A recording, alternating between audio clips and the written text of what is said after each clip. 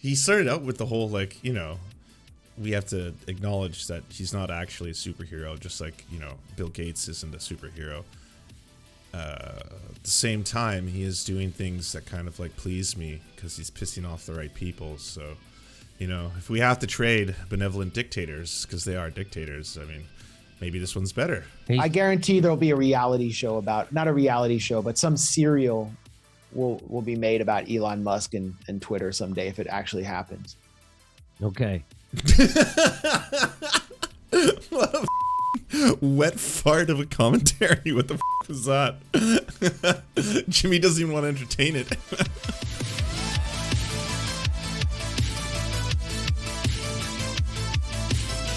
Now you see this headline, huh?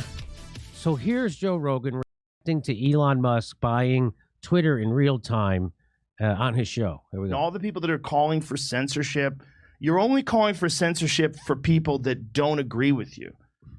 But there's going to be people that don't agree with you, and if they get the fucking reins, then that shit comes back around at you. Yeah, right? I know. And that is how dictators form. That's how they take control of governments. That's how, censorship is fucking dangerous because it's a mental form of dictatorship. And so what he's saying is that now the Democrats are normalizing censorship and people are accepting it. So now there's going to be a guy who you don't like. You just had a president who referred to the press collectively, especially the ones that critiqued him, as fake news every single day. You're fake news. You're fake news. You're the Lugenpress. You're the Lugenpress. You're the lying press. You're the lying press. He was talking about doing lawsuits. There's an unbelievable attack on the press in the United States. Again, this whole thing is team sports. It always has been. Right now, everyone's so excited because Elon is clearly showing us through the art of meme what he truly feels about a lot of these issues, where he is. He himself, I guess, positions as a enlightened centrist, while the center, I guess, has remained the same. But it's the left. Oh, I guess in this respect, it's the left that has just gone so far beyond the pale. Someone made a really good parody of the cartoon in question. Hold on a sec, let me pull it up here. This is what has actually happened. And shout out to @BlandCinema for this little piece of meme art.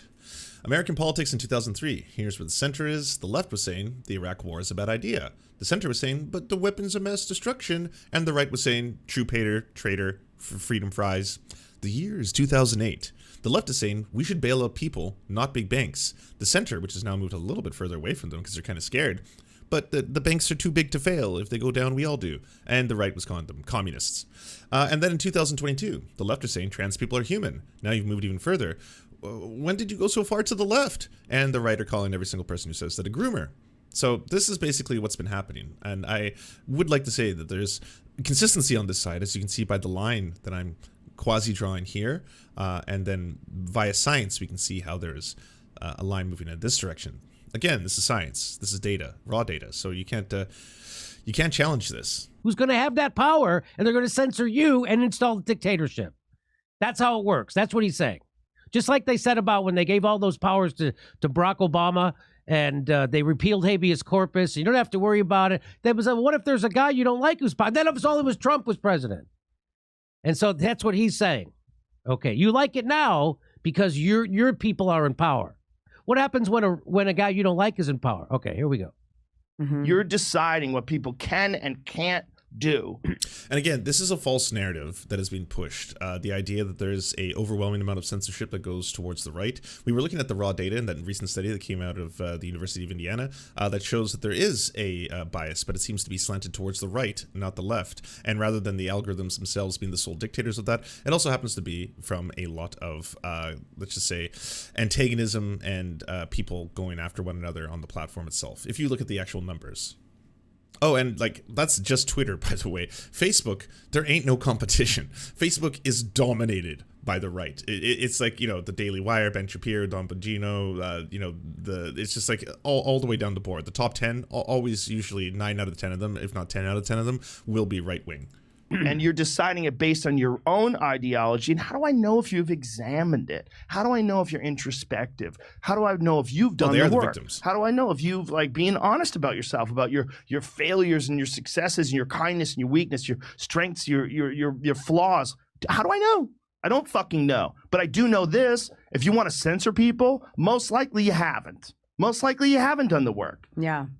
And this is where we find ourselves with Elon Musk about to buy Twitter. Yeah, I saw that. Apparently it's going down. It happened. Oh, shit! What? Oh, shit! This is like the same moment when you see that crypto bro who's watching that, like, before the rug pull happens. It's like, oh, look at this. Oh, it's going up. It's going up. Oh, the line will always go up. Nothing will ever change. Oh, no! No, it's gone. Oh, my God, it's gone. The press release has been announced. Elon Musk just bought Twitter. We got a movie star type of a superhero. It's like a movie. Like if you had a movie and there was a guy who was like a hero in the movie who happened to be a billionaire, does wild shit, like makes his own rockets and drills under the city and That's electric was cars. basically fucking Iron Man. insane. Elon Musk agrees to buy Twitter Oh, in a $44 billion deal. Agreement to take social media network private marks the close of dramatic courtship. Here's why that's going to be interesting. yeah. Tell me. Because I first of need to all, hear what you think. He believes that free speech is important, and not just important, vital for a democracy, for a functioning democracy. And I agree with that. So that was Joe Rogan in real time finding that out. And so again, we don't know what is going to be the actual outcome of Elon Musk buying it, but I'm sure he didn't do it as a financial investment. It does seem like he has some interest in freedom of speech. But again, there's a lot of stuff. I was about to say, wow, what an astute observation. But then you added the second part, and I'm like, that's all right, Jimmy. Yeah, good. Okay, you're back. Elon Musk's history, like his enthusiastic cheering on of coups in Bolivia and things like that don't bode well. But Okay. it can right now. It's run by Vanguard and the Saudis, so I don't think it could get worse. So that was exciting. What do you have to say about it, Max? I'm here with Max Blumenthal from the Gray Zone. Well, Max, first of Max, how you doing? How's that article treating you? The one that just came out on the Daily Beast. The one that you got asked if you wanted to respond to any of the questions, but instead you just took the email and posted it on Twitter like some huge gotcha. Look, I'm going to shame a journalist who's doing a research on me. Good, yeah. all, kind of revealing to see Joe Rogan refer to Elon Musk as a superhero who's coming to. Speaking of superheroes, did y'all see the clip where Max Blumenthal is talking to Jimmy Dore and he's trying to say, hey, didn't COVID feel really weird? You know, like it was digital. Did it feel digital to you? And that was beyond the pale for Jimmy Dore. Even Jimmy Dore couldn't entertain it. He didn't even give him a like, I can see where you're going with this. It was just kind of like, what? Who makes rockets, and he's just this magical genius. It's the kind of insidious language that's been used about Bill Gates, as if Bill Gates was some super genius who conceived all of these life-saving vaccines and other technology and basically invented the computer, when in fact these guys were just kind of either skilled at getting licenses, or in Elon Musk's case, running up a huge line of credit off government subsidies. But the point is, we live in an oligarchy. If we're depending on a billionaire to come save us and save our speech. Oh God, I wish I had that picture on hand. You know the one, the guy looks like Tim Pool. It's just like the worst person you know. Just made a good point. It's, you know, he's not wrong there. Also, Alan Turing kind of invented the computer, in my humble opinion. Absolute incredible individual, but Alan Turing. And save our public commons. And so it's really dangerous to view him as a kind of superhero. I do think there is a underlying financial interest or business objective. That this isn't purely political or altruistic for Musk. If you look at Netflix's failure, if you look at the failure of CNN Plus, I mean, their business model is catering to the kind of center-left mentality. Is he actually digital? I feel like he's buffering right now. What is going on? Why are you talking like this? You know, this establishment mentality, you know, pushing a certain political line that Elon Musk is openly flouting and mocking right now. And I think the if you look at Joe Rogan's popularity, what is he, 23 times more popular, or at least 12 times more popular than CNN? Elon Musk understands that. And of course, he went into a butt so fast. He started out with the whole, like, you know, we have to acknowledge that he's not actually a superhero, just like, you know, Bill Gates isn't a superhero. At the same time, he is doing things that kind of like please me because he's pissing off the right people. So, you know, if we have to trade benevolent dictators because they are dictators, I mean, maybe this one's better.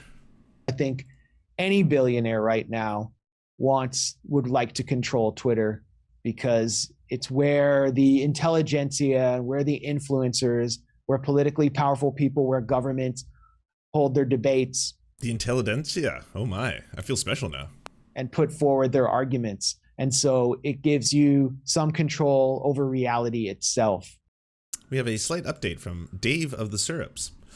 People who have spoken to him and his team recently say Mr. Musk remains dismayed that former President Donald Trump is still barred from the platform.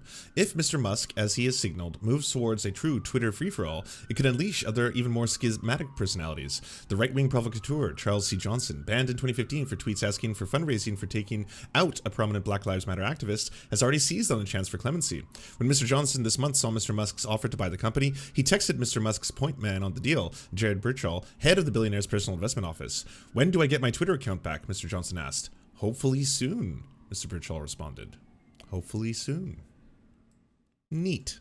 But we need to be clear about who Elon Musk is, what his real agenda is, and you know, someone like Joe Rogan should be a little more critical because Joe Rogan is someone who's been one of the few mainstream figures warning about digital ID or digital vaccine passports and the danger they present to individual freedom. And that's something that you can't talk about anything long enough for dipping into the anti-vax stuff. He's gone so far down the anti-vax rabbit hole. Musk has suggested he supports when he put forward his kind of manifesto for Twitter. He said authenticating all humans, which would amount to some kind of digital ID. Yeah, I caught that in real time. Like, that doesn't sound good. That doesn't sound good. So this authenticating every human, that's not good at all. So yeah, it'll be interesting to see how this plays out, and it'll be interesting to see how Joe Rogan covers it. I bet, you know, he's going to give you an honest assessment of it. That's for sure. I guarantee there'll be a reality show about, not a reality show, but some serial will be made about Elon Musk and Twitter someday if it actually happens. Okay. What a fucking wet fart of a commentary. What the fuck was that? Jimmy doesn't even want to entertain it. It's like, what is going on with him? Is he on laudanum? Like, he seems so out of it. Okay. All right. Let me, Max, I want to say thanks for coming on today and giving us all this time. You've been very generous. Everybody check out Max's work. He spoke for like 4 minutes. It's not really a big burden on his day. Oh, sorry, 3 minutes. That was 3 minutes of his day. Well, thank you so much for taking the time. I know it takes a long time to boot you up, Max, so I appreciate it. Next time, if we could, maybe we wait till you're finished processing, and then you can come on and then give us your full commentary. Over at the Gray Zone. Yeah, thanks. At the Gray Zone. Is that the new theme? Always for giving me the mic, Jimmy. No and thanks for giving me the mic, Jimmy. I started a Telegram channel just in case anything ever happens on Twitter. So I'm on Telegram now at Real Max Blumenthal. We're doing live stand-up shows. Well, that was weird. I don't really know what I just saw. Fun stuff, though. Do you enjoy the Serfs, but prefer not to have to use your eyeballs? Many are saying this. Well, we've got the solution for you. It's the Serf Times in podcast form. Available on most major podcasting networks now. If you enjoy it, please consider leaving a good review and feedback because it really helps the show out, apparently, and it's free. Just like the podcast. To our gods, Xander Corvus and Peyton L. Just, we are prepared to embark on a mighty jihad in your name. To our monarch, Tom Spiker, we are but your humble jester, attempting in vain to get you to laugh. To our valiant knights of the Round Table, Benji Arnie, Tech Tink, Scary Earth Human, Tony, DM Rivera, Resident Scarecrow, Sir Nickus, Mayred, Cheryl Alvarez, Ruby Kelly, Brandon, Words Greenwood. It doesn't matter what I believe, it only matters what I can prove. Egbert Celine, Matthew Scarborough, Stellar Vision, Ariane McCarthy, Daniel Sutton, Coulter Smith, Jenna Tao, Quiet 185, Anna Loves Riley, Omni, Riley and Anna, Poodlehawk, The Tim Caucus, Multimondi, Trevbot, EXE, Brian Ephraim, Lemmy 101, Anthropophojak, Saren 42, Catherine, Ramon Acosta, Incosin, Agent NDN, Violent Orchard, Political Puppy, La Media Panza, Zach Christensen, Todd Buckingham, and Todd Lajeunesse. We raise our mugs and salute our brave heroes off to another glorious conquest.